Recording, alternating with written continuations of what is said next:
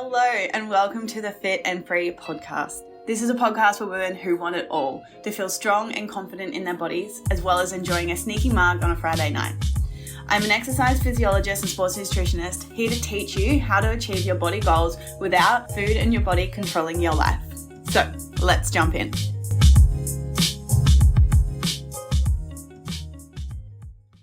Hello you guys, welcome back to another episode of the Fit and Free Potty. First of all, I just wanted to touch base with you guys, a little life update. Number one, I am loving all your feedback from the podcast. So please keep sending me your DMs. I love chatting with you guys. Love to hear it. Love to see it. If you are listening, don't forget to take a screenshot and tag me on your Instagram story so I know that you're here with me. A bit of a vibe. Life update. So lots to update you guys on. Like right now, currently, I'm sitting in Bali. However, when you're hearing this, I am going to be in Amsterdam. Oh my God. I'm so freaking excited to move into city vibe. And like, call me crazy. I'm so excited to be wearing jeans. I'm so excited to be wearing a jumper.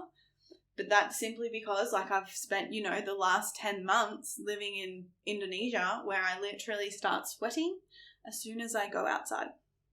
And if you have curly hair, you'll probably relate to this in the fact that you walk outside and all of a sudden your hair is a mop. Full on Hermione Granger vibes. So it can be a bit frustrating because I like my hair to look nice. Who doesn't? So I know, first world problems. But I am very excited just to simply to be wearing, cozy clothes and trackies and, jeans and stuff like that. Even though we are going into summer, we're going to European summer. Oh my God, I'm so excited about that.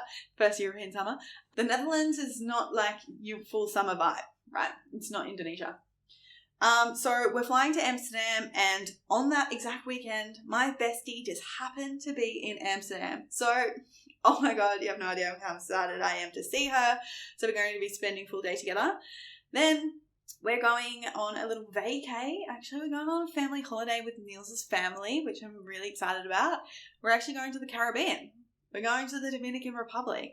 So, quick stop to Amsterdam. Then we're flying to Dominican Republic, and then we're coming back.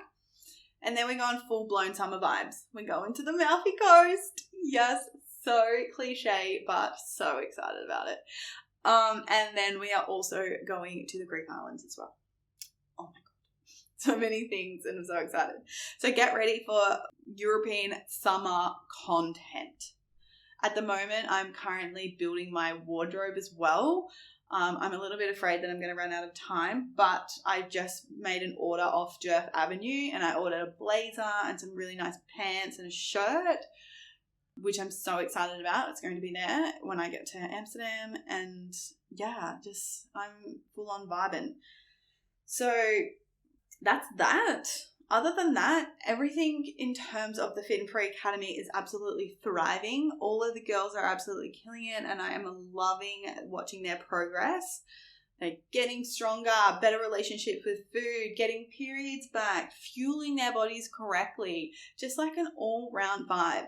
And the community is just it's so nice having so many like-minded women together, and it's just so amazing that it's just this is what we've created, and it's just so fun. So loving every aspect there. And this is actually kind of how today's topic came about, because this is actually stemming off a conversation that I had with one of my clients yesterday. If you're listening, love you so much. Love you long time, literally. I've literally been working with this client probably nearly over 2 years now. And the relationship that we have is just so brutally honest and amazing. But I wanted to talk through something that in particular she was struggling with, and I wanted to share it with you guys just in case you're struggling with it as well, and some really tangible things so that will help you move through it as well. So this is this whole concept of good and bad foods. However, of course, that's not the problem. The problem was my client was really struggling with overeating sweets and chocolate at nighttime. And I know this is a really, really common thing that a lot of people are struggling with. And the reason why it's actually happening for so many people is because they're not allowing themselves to eat it. And this whole concept is like labeling foods as good and bad, aka labeling food as bad, is actually doing more harm than good. Because what's happening, it's actually fostering like a really unhealthy relationship with food. It's promoting restriction.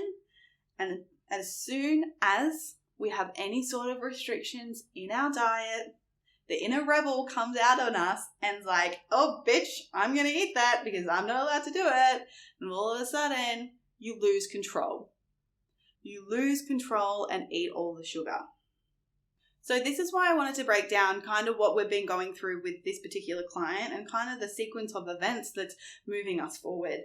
So she presented to me that like 2 weeks ago, she was really struggling with really wanting to have lots of sweets at nighttime.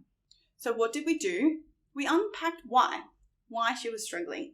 So I asked her things like, what's going on at nighttime? Like, why are you wanting to have sugar?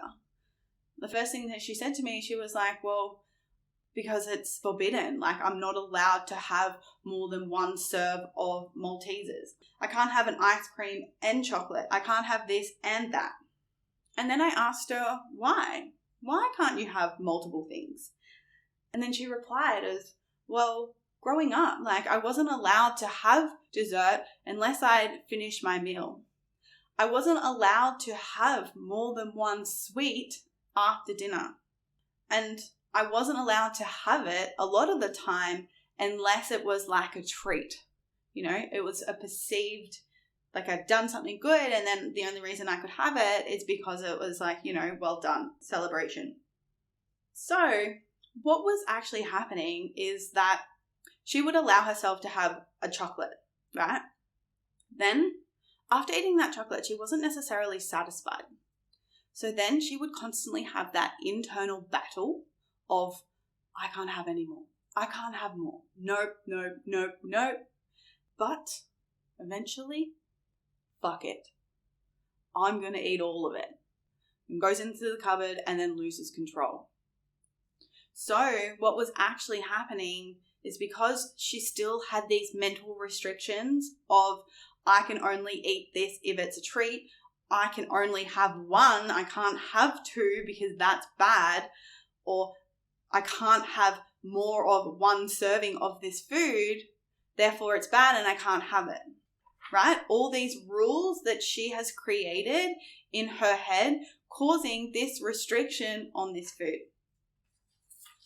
And the thing is, guys, is that you have to remember is that our relationship with food is developed from the day we were born. Like we have learnt everything from somewhere, right? Like think about a child. Like you're taught everything. How to walk, how to go to the toilet. Like these are all learnt behaviors. And the thing is like I'm not blaming or shaming our parents or anything like that. However, it's really common if your parents have an unhealthy relationship with food in terms of like constantly doing diets and constantly not eating bad things and constantly restricting stuff and starting diets. That's what you know. That's what you've learnt. And that's what you're going to do as well. It's our parents that are teaching us what's right and wrong. Okay, cool. We've now learnt that eating one chocolate at nighttime we're only allowed to do that. We can't have two. That makes it wrong. So then we get that internal battle and that constant back and forth, and then all of a sudden we give in and then there's the problem. So what the hell to do to actually overcome this? Because number one, most importantly for you guys, is you have to understand where this learnt behavior came from and understand the rule, right? And when I say rule, this can be anything. This can be calling a food bad. This can be, I'm only allowed to have one treat at nighttime. This can be, I can't eat after 7 p.m. Any sort of restriction around food and our ability to eat is that rule. Okay? And that's what you've got to be hyper aware of. And a lot of the times you don't really realize that it's playing out and then it's happening until Like our coaching session, yesterday when I pointed out is like, well, this is what you've learned and this is what you're living out. And now you're shaming yourself for wanting something because you perceive it as bad and wrong, even though eating a little bit of extra chocolate nighttime is not that bad. Because on the flip side is like when we have a healthy relationship with food and normalize that we can eat whatever we want when we want it, you have a little bit of extra chocolate and you move on. I know that might be hard to understand if you're not there yet. It's a process. Okay? So understanding where these rules are coming from and understand where you learnt it. Was it from your parents? Was it from school? Was it from social media? Right? We are learning things every single day. Like we are pulling things from everywhere and then we're cycling through our brain either to be like, yep, I believe that, that's true, or no, I don't believe that, that's not true. Like we are and this is the thing, and I love talking about this, is a belief. Like a belief is something that we think is true. It doesn't necessarily mean it's actually true, right? And this is this whole thing. Okay, I've been taught that having too much chocolate is bad. Well, why? Why is that actually bad? Yes, eating chocolate in excess and not, nourishing your body correctly, yeah, I can see how that can be bad. But having, you have 4 pieces and then you need an extra 2 and an extra 3 to just feel satisfied and happy, why is that bad? Right? And this is where the next piece of this all comes into it. It's you got to challenge your rules. Challenge these beliefs that we have created. Challenging these beliefs, like this carbohydrate one is so great. All over social media, I see it all the time. Low carb diets, it's the best way to lose weight. Yeah, it's going to help you lose weight because number 1, you're cutting out a whole macronutrient. And number 2, it's also going to decrease water retention because carbohydrates, for every gram of carbohydrate, we hold on to like 4 grams of water. So absolutely, it's going to help you lose weight. However, what happens when you eat all the carbs again? You're going to put it back on. So this is why we have to challenge every rule and belief that we have in our brains. So, for example, with my client, what we did, we unpacked what these rules really were. And for her in particular, it was, I can only have 1 dessert. I can only have 1. So, again, creating that restriction, she can only have 1. Therefore, shaming herself and feeling really guilty when she wanted more, she wasn't allowed to have it, and falls back into that rebel fuck it phase. So what do we have to do? Is challenge these rules and be like, why the hell can't you have more than that?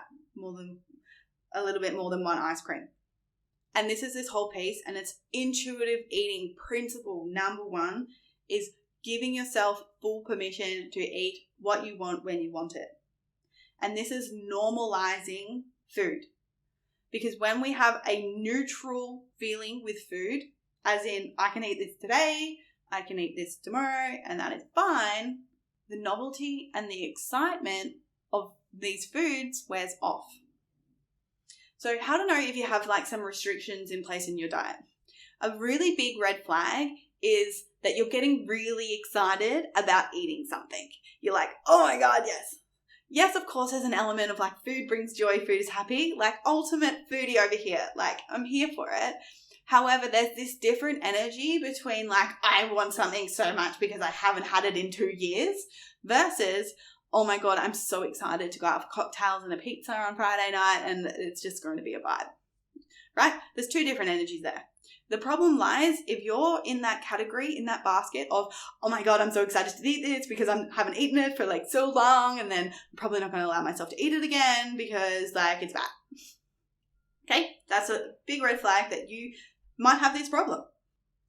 And this is the thing, guys. It's like, if you are struggling with this is how, like you go out for dinner and you see people around you and they're so cool, calm and collected in and around food. They're not stressing about it. They're like, they can leave it on the table. They get presented. Maybe it's, a big share bowl of fries and like everyone's cool, calm and collected in and around it. However, you might be over in the side being like, oh my God, I want to eat all of them. Why isn't anyone else eating them? Why am I the only one eating them? Like, what's going on? Like, oh my God, I'm eating too much. I'm eating more than everyone else. And, the cycle goes on. I laugh because I know exactly how it feels because I was there. And that's it. It's like, because these people have a healthy relationship with food and these people don't call those chips bad, those people look at those chips and then they're like, oh, they're hot chips. That's it. Right? Labeling it as bad is actually not that common. It might be common in the world that we're in because that is diet culture to the absolute T. However, it's the cause of these like really insecure feelings about, should I touch it? Should I not touch it? Can I eat it? Can I not eat it? And this is what I say is a measure of success, is like being able to sit in and around a bowl of chips and not have all these anxious feelings. Because once you stop labeling food, that's when you can be calm, cool, collected and be like, yeah, I want these chips. Or, oh no, I don't actually want these chips. Like, I can eat chips whenever. Okay. So what you guys really have to realize is that labeling food as bad is actually operating from a place of fear. And this is exactly what was happening with my client. So she had this rule of she can't have more than one dessert at nighttime because it was bad. And this is the next step in the, like, you guys have to have that level of thinking and understanding of why it's bad. Why am I actually calling that bad? What is the real thing that I'm actually afraid of? And this is the thing with food labeling. What you're doing if you're labeling food is you're actually operating from a level of fear. It's your ego coming in to tell you that you can't have that food because of what will happen if you do. And the thing is that a lot of these beliefs are coming in from, if I eat this bad food, I'm going to gain weight. And I'm so terrified of gaining weight that I'm going to do anything. My ego is going to come in and protect me and do anything from doing that. Therefore, I'm going to avoid these bad foods, which is leading to that binge restrict rat. With this fear of weight gain, we have to understand, yes, it's the fear of weight gain, but subconsciously, it is much deeper than the fear of weight gain. It's what will happen to us if we gain weight. And this is a really important thing to understand and really important thing to reflect on. It's because we're wired to belong. We're wired for survival. And if gaining weight to your subconscious brain is equaling, well, if I gain weight, then I'm going to look really bad in my clothes. And if I look really bad in my clothes, I'm not going to be attractive when I go out. And if I'm not attractive, I'm not desirable. People are not going to like what I look like. People don't like what I look like, then how am I ever going to fall in love? How am I ever going to be lovable, right? So it's actually this fear that's driving I can't have more than one dessert because I'm so deeply afraid of what's going to happen. So we can't have the cookies, we can't have the pizza, and we can't have the pasta. And that's the thing. It's really important to unpack this, is because we're operating from these limiting beliefs of feeling undesirable, even though it's coming off as the fear of weight gain. We're operating from this fear of, if I gain weight, what will happen? And that's where we have to come in and challenge that belief. Well, that's not actually true. Because if we keep operating from this place of fear that we won't be accepted, we won't be lovable, we're not worthy, then it's really not going to change our eating patterns. And that's the thing, is that we absolutely are lovable regardless of what we look like. We're absolutely so worthy of everything and anything because our worth doesn't come from our body shape. Our worth doesn't come from what we look like or the clothes that we wear. Sure, there's a bit of flair in our personality, but our worth comes from who we are. And it comes from just being. Being on this planet makes us worthy. And when we can love and accept ourselves for that, it really helps us shift this whole idea in and around food rules. So guys, just to summarize that a little bit, I went deep there. I love that because it's so important and more people need to be aware of it. It's like, yeah, we're calling these foods good and bad, but like, why? It's because we're freaking operating from that place of fear. It's our ego coming in to protect us. When we realize that we don't need that protection and we're so happy and so okay, because we actually are okay where we're at, then it does get a little bit easier.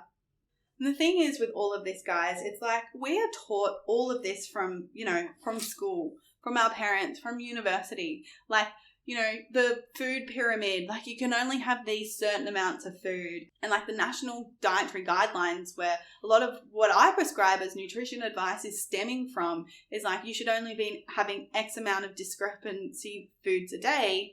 And yes, I understand where it's coming from, absolutely, in terms of like energy control, like weight loss, and, not eating too much of it, because if we do ultimately eat too much, then yeah, we're going to be in an unhealthy space. However, but it's this whole thing of like, okay, we're creating these rules that these discrepancy foods can only have 2.5 serves a day. But like, what is that doing psychologically on people?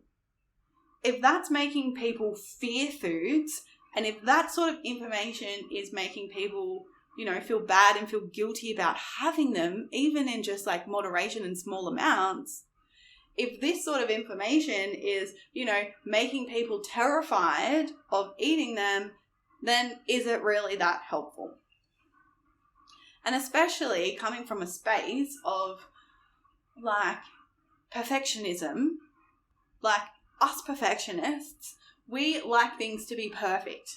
And like perfectionism gets thrown around a lot. And this is something that I'm really learning in and around myself, is like perfectionism is something that's like, oh yeah, the perfectionist, X, Y, and Z. But perfectionism can actually be debilitating.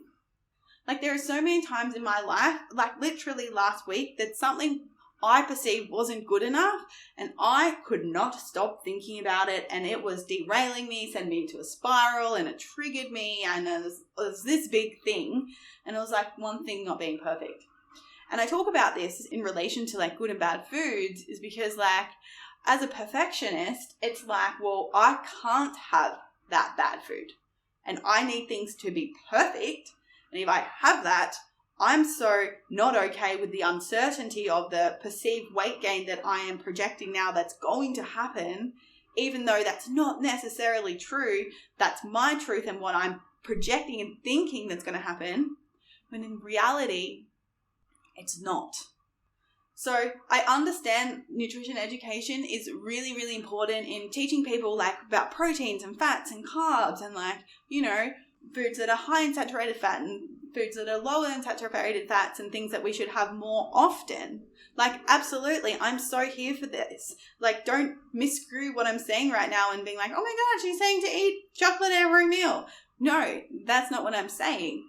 What I'm saying is that we need to stop labeling food and fearing it because of what will happen, because including these foods on a regular basis every day is actually healthy. Because when we look at health is not just what we're putting into our physical body, right? Health is our mental health, our physical health, our spiritual health. It's everything. And if our mind is so preoccupied about, the extra calories that we've eaten and how we feel guilty for eating these bad foods and how we've been eating too much, the question is, like, is that even healthy? This mental restriction is just as bad as physical restriction. And like, I love to use this example and thinking about it all the time. It's like eating at maintenance calories for someone, it's like 2,000 calories, 2,200, even 2,400, right? And like, we're aiming to have like 30% coming from proteins, 30% coming from fats, and then 40% coming from carbohydrates. If 10% of the fat and 20% even of the carbs are coming from these bad, quote unquote, bad foods, then how is that even unhealthy? So now we understand why it's really important to remove these labels. How the hell do we go about actually implementing it? What are some tangible things that you can do? So what we're doing with my client, back to the example, is we're normalizing all the foods that she, quote unquote, still is not allowed to have. So we're including these fear foods into her diet on a regular basis. So what will this actually look like? So for her, for example, she's going to have Tiny Teddies with her recess, and she's going to have Oreos and an ice cream at nighttime. having these fear foods in a really easy, controllable way. A good way of doing this, right, is like, for example, I had baked oats this morning that had oats, protein powder, banana, so many good complex carbohydrates, source of protein, fiber, right? Then I added a row of dairy milk chocolate as my fat source in the meal.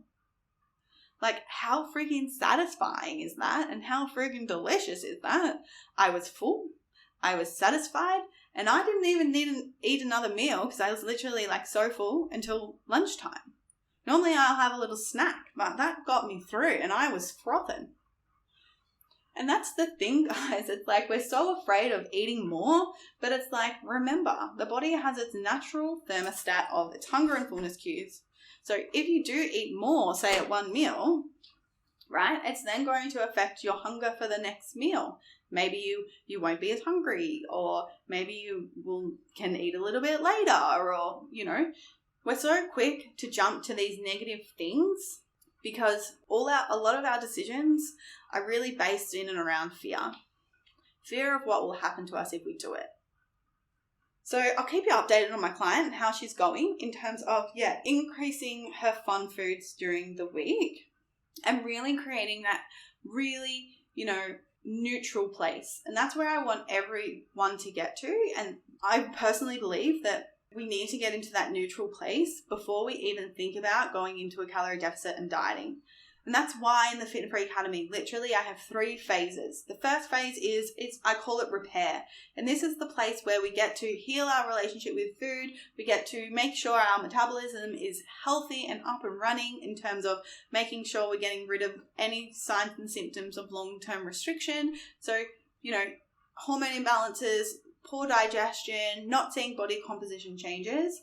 And this is the phase where we're just literally eating at maintenance. Nothing crazy, nothing special, no reverse dieting, things like that. All it is eating at maintenance, planned maintenance. Then once we're feeling freaking amazing and a vibe, we then move into an activation phase, is where we do a calorie deficit. I always like to say everyone needs to prove the right to diet in terms of, because like I've seen what happens if you don't have a healthy relationship with food. If you go into a diet, you're probably going to rebound after it.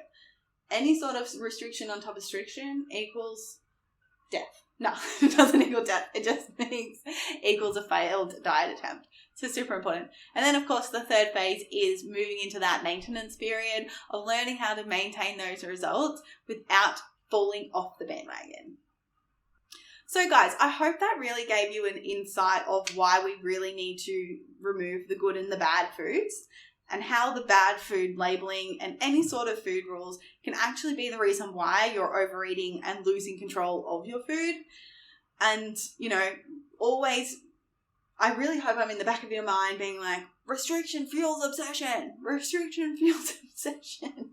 because that's it.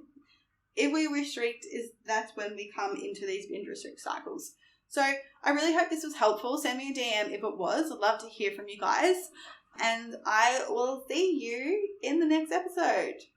Ciao. Actually, I'll say doo-dooey, because that's what you say in Holland.